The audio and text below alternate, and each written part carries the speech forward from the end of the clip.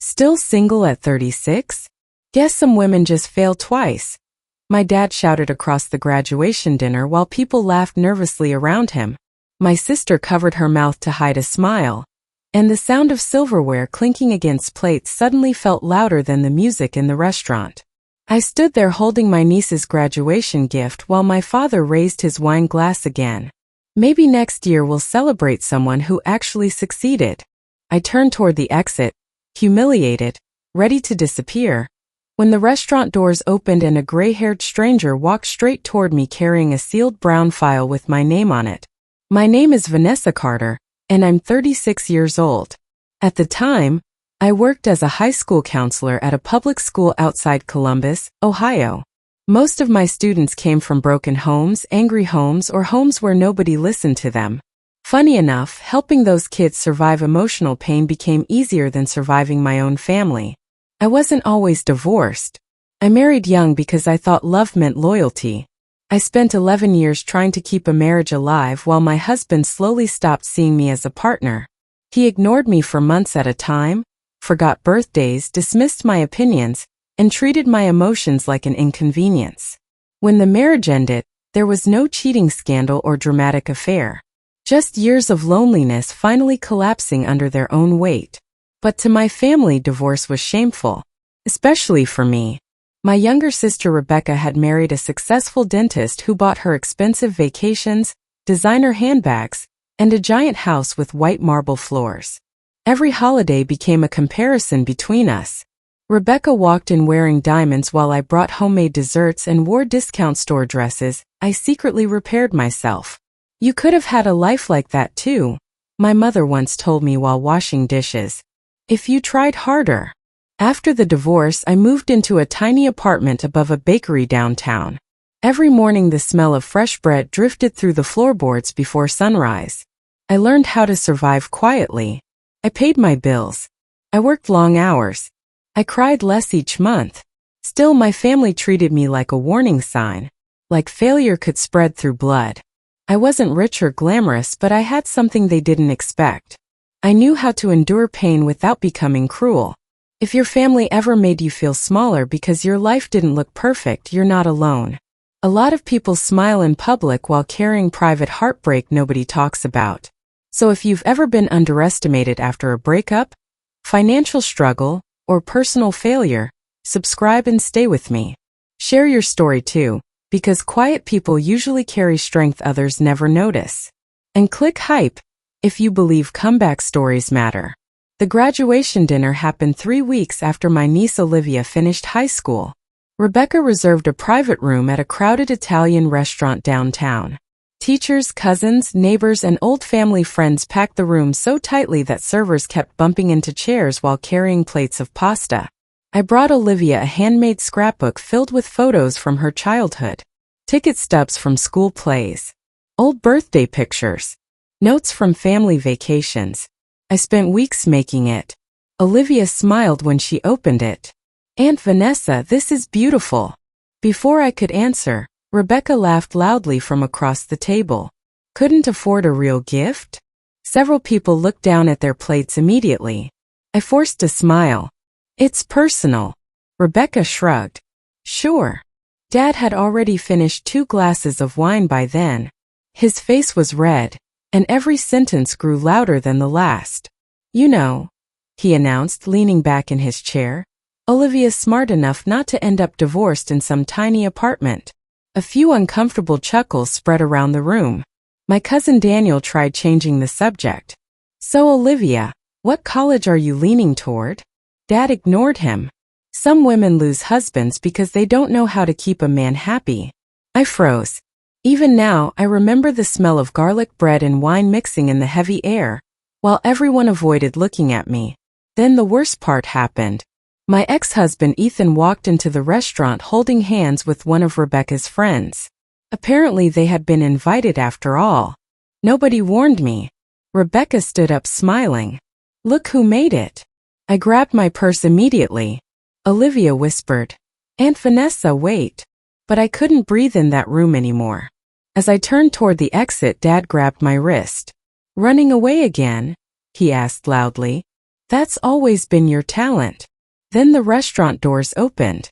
An older man in a gray suit stepped inside carrying a sealed brown envelope. He looked directly at me. Vanessa Carter? The room fell silent. Yes. He handed me the file carefully. Your grandmother requested this be delivered personally. Dad's confident smile disappeared instantly.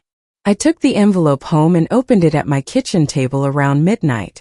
Rain tapped softly against the windows while traffic hummed outside below my apartment building. Inside the file were property documents, handwritten letters, and legal records connected to my grandmother Eleanor Carter. I stared at the papers for nearly an hour before I understood what I was reading. My grandmother had secretly owned 12 acres of land outside town along with a small house near a lake. The property was worth far more than anything I'd ever imagined owning. And according to the documents, my father knew about it for years. I felt sick. Growing up, Grandma Eleanor always treated me differently from the rest of the family. She listened when I spoke. She asked about my dreams.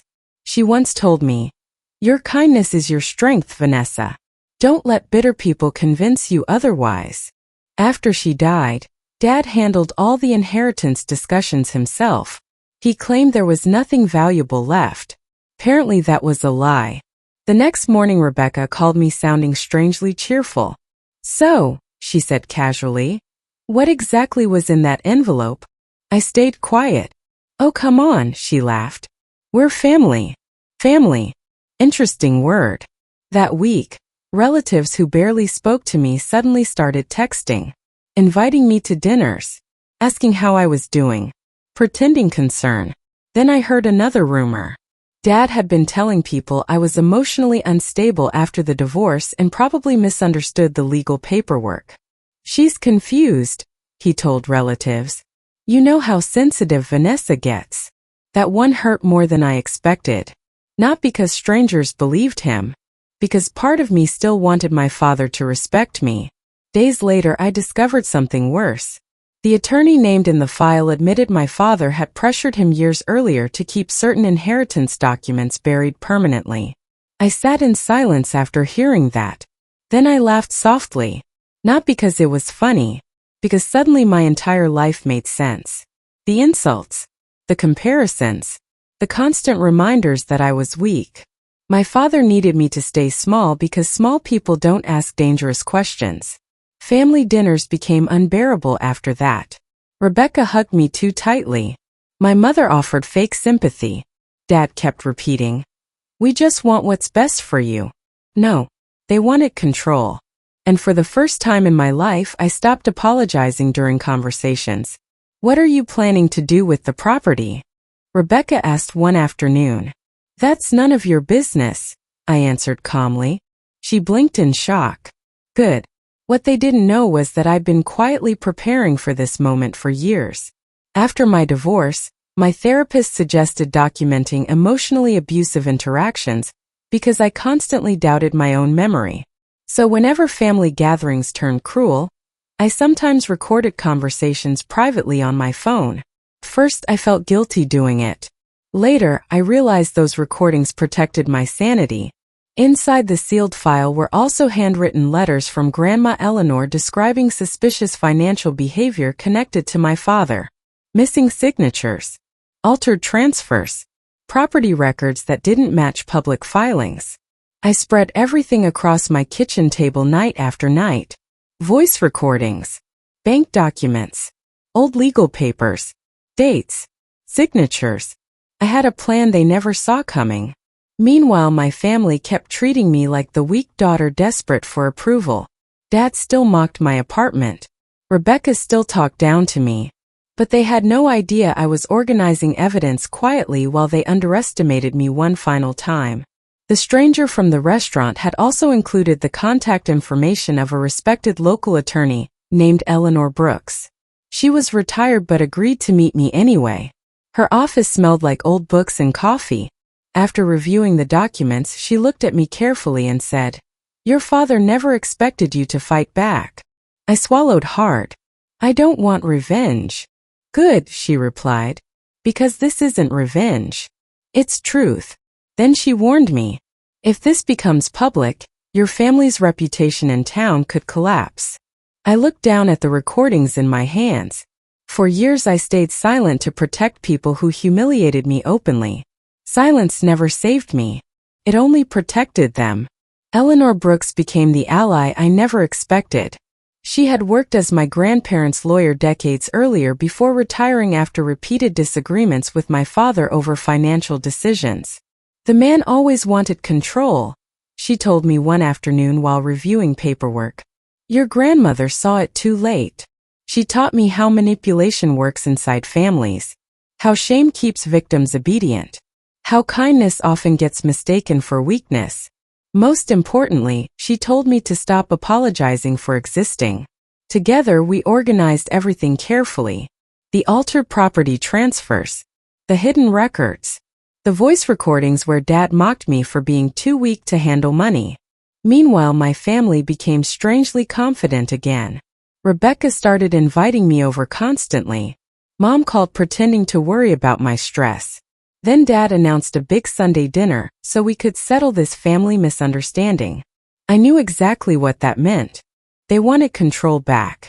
The dinner took place inside my parents' large suburban house.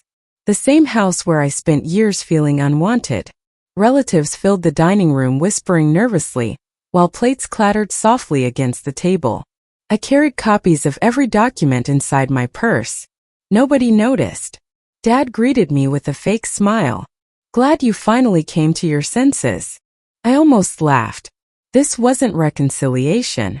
It was an intervention. And this time I wasn't walking in unprepared. Dad started the confrontation halfway through dinner. You're tearing this family apart over greed, he snapped while relatives watched silently. I folded my hands calmly. Am I?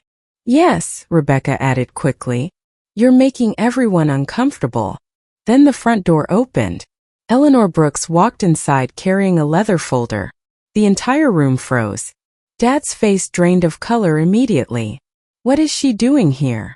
Eleanor placed the folder carefully on the dining table, correcting a very old lie. Nobody spoke. The ticking clock in the hallway suddenly sounded deafening. Eleanor opened the folder and removed several signed documents. Your mother changed her will 6 months before her death, she told my father, after discovering financial manipulation connected to the lake property. Dad stood up so fast his chair scraped violently against the floor. That's nonsense. No, Eleanor replied calmly. This is evidence. I reached into my purse and placed my phone on the table. Then I pressed play. Dad's recorded voice filled the room. She's too emotional to handle real money anyway. Another recording followed. Vanessa will never fight back. She always folds. Rebecca covered her mouth. Mom started crying quietly. You spent years calling me worthless, I said finally. Dad pointed at me angrily. Because you act weak. I stared directly at him. No. Because you needed me small enough to control. Silence. Heavy silence. Then Eleanor revealed the handwritten letters from Grandma Eleanor, describing missing paperwork and hidden assets. Several relatives began whispering angrily. Daniel shook his head slowly. Uncle Robert, you really hid this from her? Dad looked cornered for the first time in his life. Rebecca tried interrupting. This is all just a misunderstanding. Eleanor slid another signed document across the table. Actually, it's fraud. Olivia suddenly burst into tears. I'm sorry, Aunt Vanessa, she whispered. I should have defended you at graduation. I softened immediately. None of this is your fault. Dad slammed his hand against the table. I did what I had to do for this family. No, I answered quietly. You did what protected your ego.